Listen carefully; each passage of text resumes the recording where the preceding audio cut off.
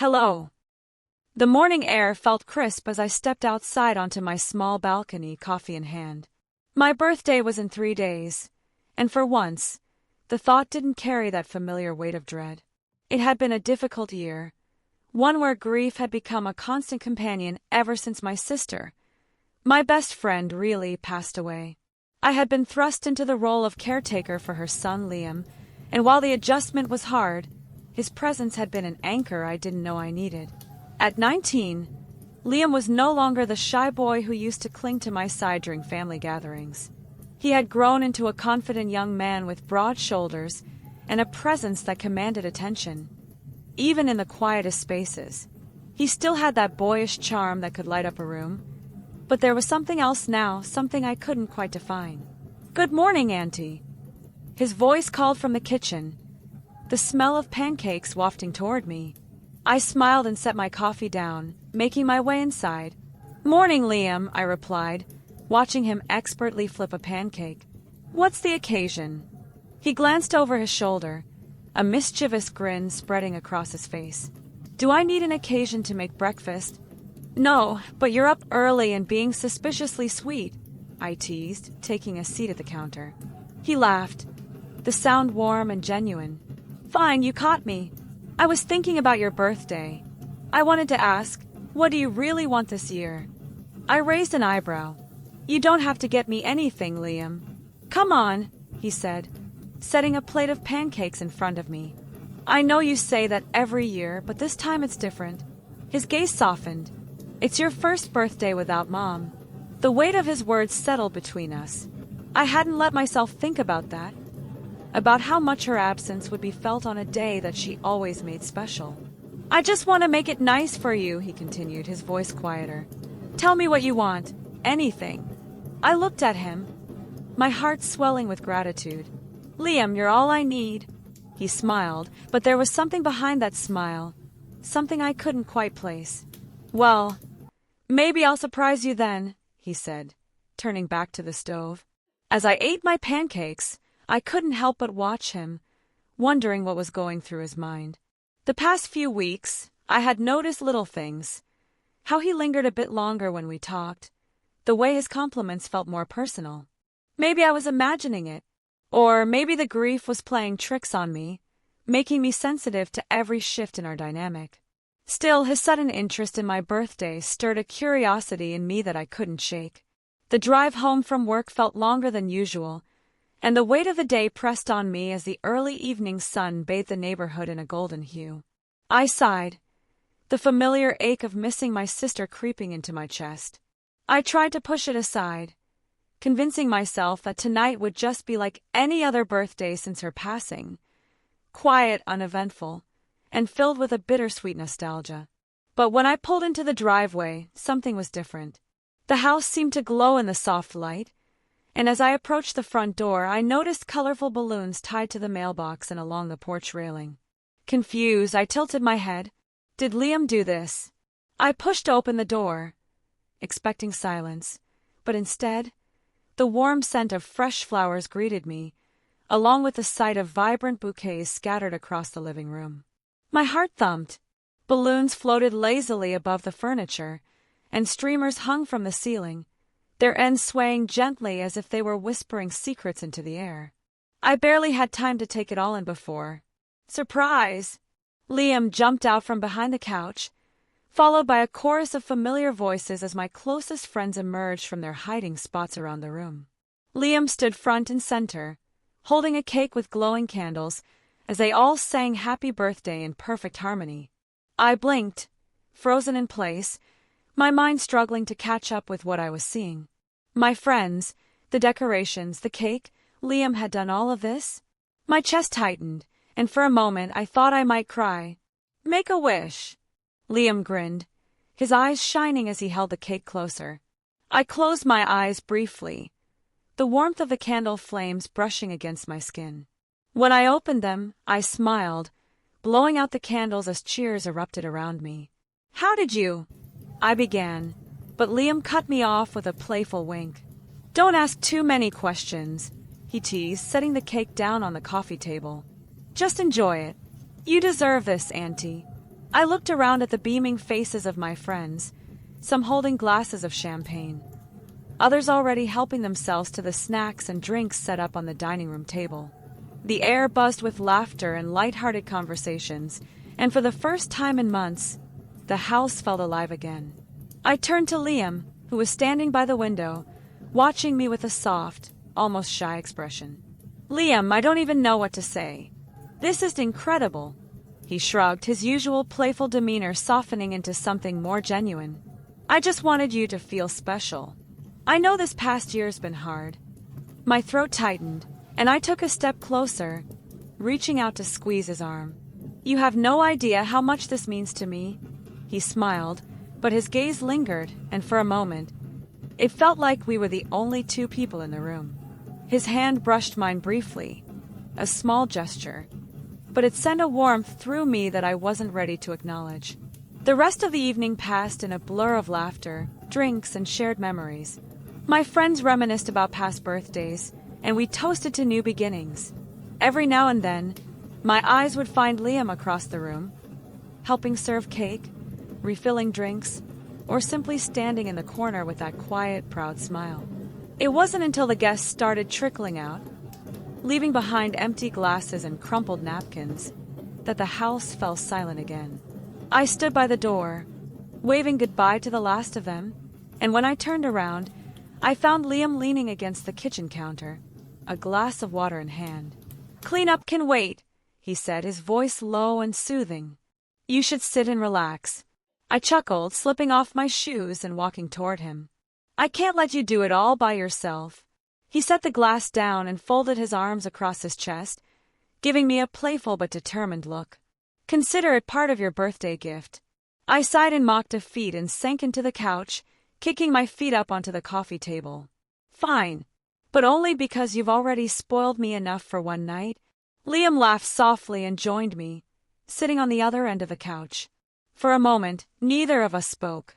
The only sounds were the faint hum of the air conditioner and the occasional pop of a balloon as it brushed against the ceiling. "Did you really plan all of this by yourself?" I asked, breaking the silence. He nodded. "It wasn't too hard. Your friends were more than happy to help, and I just wanted to give you something to smile about." I smiled, but there was a hint of something else behind it, something I wasn't sure how to put into words. "You've always been thoughtful like that, even when you were little." Liam leaned back, resting his arm along the back of the couch. "I guess I learned from the best." A comfortable silence settled between us, but it was charged with an energy I couldn't quite place. I felt his gaze on me, warm and steady, and when I turned to look at him, the intensity in his eyes made my breath hitch. "You really deserve to be happy," he said softly, almost as if he were confessing a secret. I swallowed hard, the weight of his words settling deep within me. "Thank you, Liam. I don't think I've felt this happy in a long time." His hand rested briefly on mine again, and this time I didn't pull away. We sat there like that for a moment, the warmth of his touch grounding me in a way I hadn't expected. "Happy birthday, Auntie," he whispered. And for the first time since my sister's passing, I believed that happiness wasn't just a memory, it was something I could have again. Liam leaned forward, pulling a small box with a neatly tied bow from his pocket. His eyes sparkled with anticipation as he handed it to me. "One last surprise," he said softly. I held the box in my hands, running my fingers over the smooth ribbon. The weight of the day already had me teetering on the edge of emotion, and something about the way Liam watched me, as if this moment mattered as much to him as it did to me, made my heart flutter. "Go on," he urged, his voice gentle but filled with excitement. With a deep breath, I carefully untied the bow and lifted the lid. Inside, nestled in velvet, were two heart-shaped pendants, one silver, one gold, both engraved with delicate patterns along their edges. I gently picked up the silver one, feeling its cool surface in my palm, and opened it. My breath caught. Inside was a small photo of my sister, Liam's mother, her bright, familiar smile staring back at me, radiating warmth and joy. The gold pendant, meant for Liam, held the same picture. Tears welled in my eyes before I could stop them. I traced my finger over the image, memories flooding back.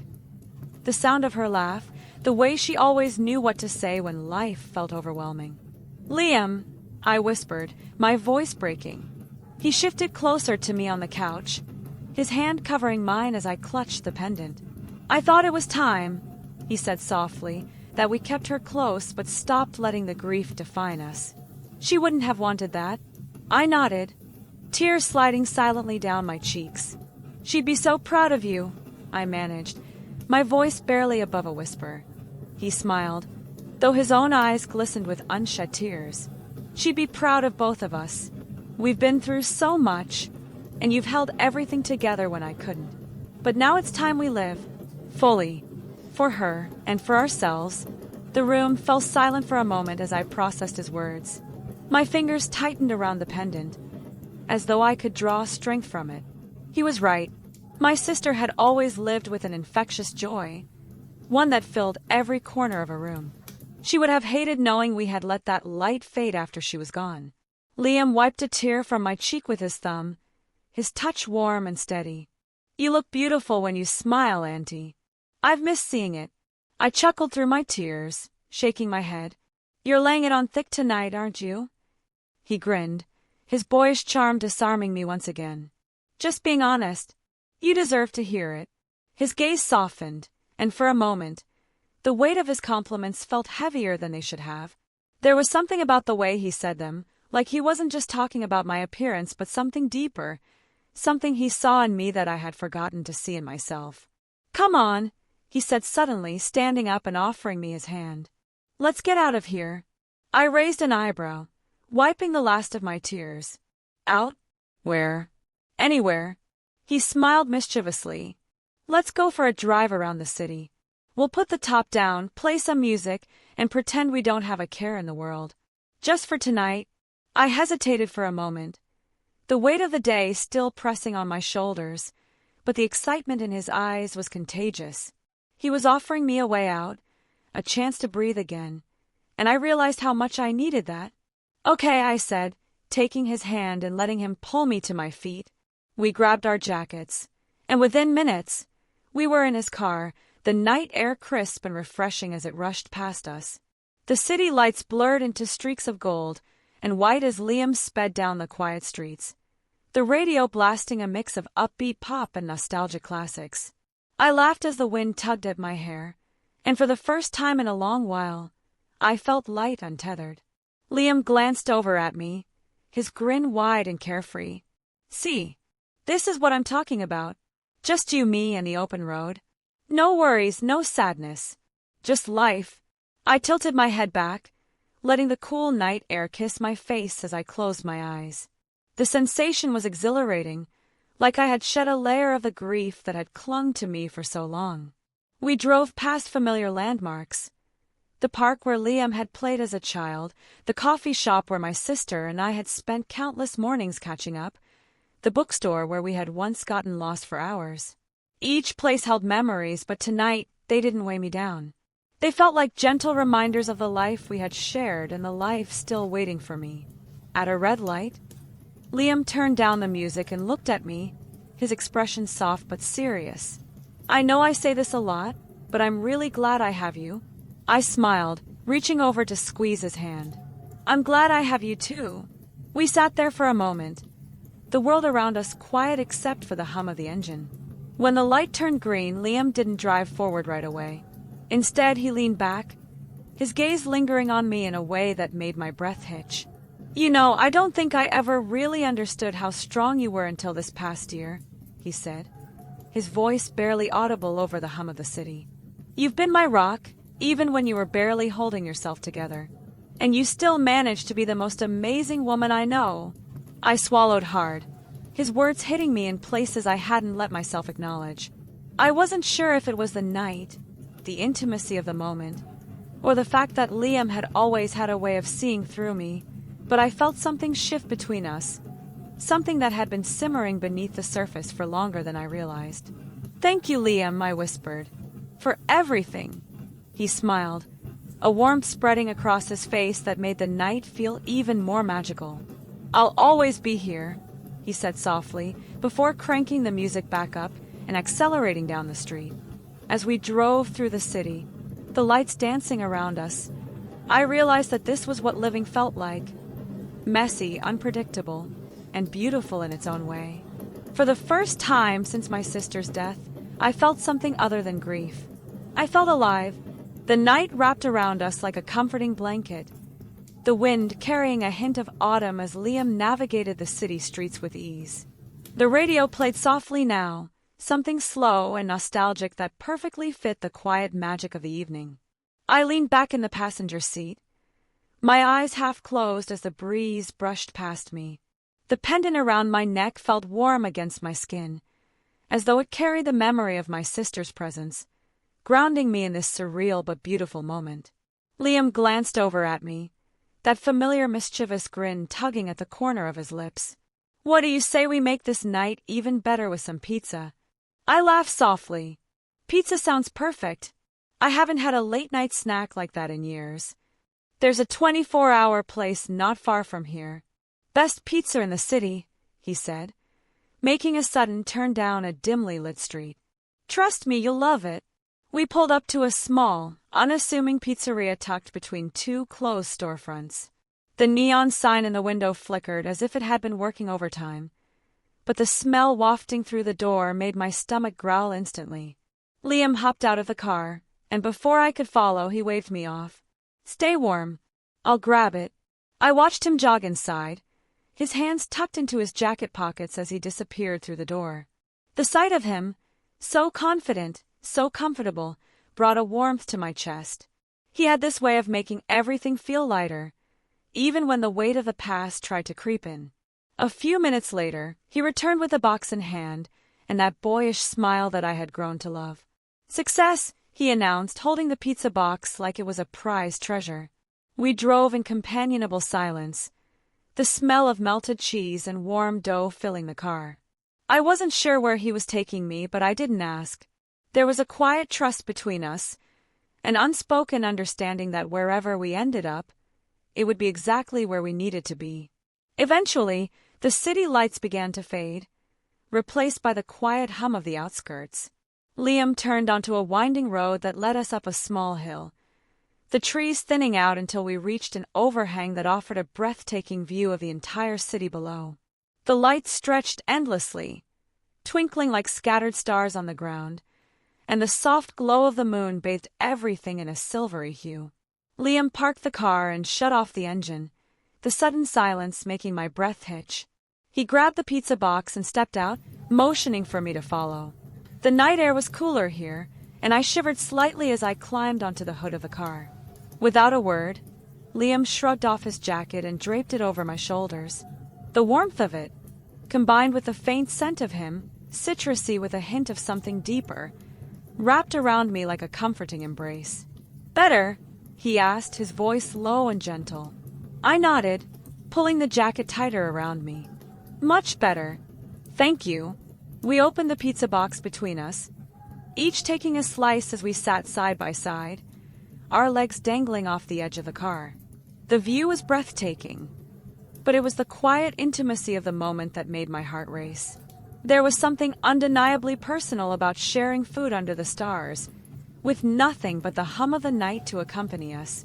Liam finished his slice and leaned back on his elbows, his gaze fixed on the city below. "I used to come here a lot when I was younger," he admitted, his voice carrying a wistful note. "It was my escape whenever I needed to think." I looked at him, surprised by the vulnerability in his words. "I never knew that." He smiled faintly. "There's a lot you don't know about me. I guess I've grown up more than you realize." His eyes met mine then, and there was something in them, an intensity, a quiet confidence, that made my pulse quicken. "I've noticed," I whispered, my voice barely audible. Liam sat up, closing the distance between us. His hand found mine, warm and steady against the cool night air. "I've always looked up to you," he said, his thumb brushing gently over my knuckles. "You've been my rock, even when you didn't know it. But tonight, I don't want you to feel like you have to hold everything together for me. Just be here, with me." The sincerity in his words unraveled something inside me, and I felt tears prick at the corners of my eyes. "I am here, Liam. He smiled softly, his hand tightening around mine as if he were afraid to let go. Good. Without warning, he pulled me into a gentle hug, his arms wrapping around me like a protective shield against the world. I buried my face in his chest, the steady rhythm of his heartbeat grounding me in the moment. His warmth seeped into me, chasing away the lingering chill of the night. When I pulled back slightly, my face still inches from his, he cupped my cheek with one hand, his thumb brushing away a tear I hadn't realized had fallen. His touch was tender, comforting, but it carried a spark that ignited something deep within me. "I've wanted to do this all night," he whispered, his breath warm against my skin. Before I could respond, his lips met mine. The kiss was soft at first, hesitant, as if he were waiting for me to pull away. But when I didn't, he deepened it, his hand sliding into my hair as he held me closer. My heart raced, and for a moment, the world fell away, no grief, no past, no expectations. Just him, and the way he made me feel alive in a way I hadn't felt in years. When we finally pulled away, his forehead rested against mine, our breaths mingling in the cool night air. "Are you okay?" he asked, his voice barely above a whisper. I nodded, my fingers tracing the edge of his jacket. "I'm more than okay." A smile spread across his face, and he pulled me into another embrace, his arms wrapped securely around me as we sat together under the stars. In that moment, I knew that everything had changed, yet it felt like this was exactly where I was meant to be. Bye.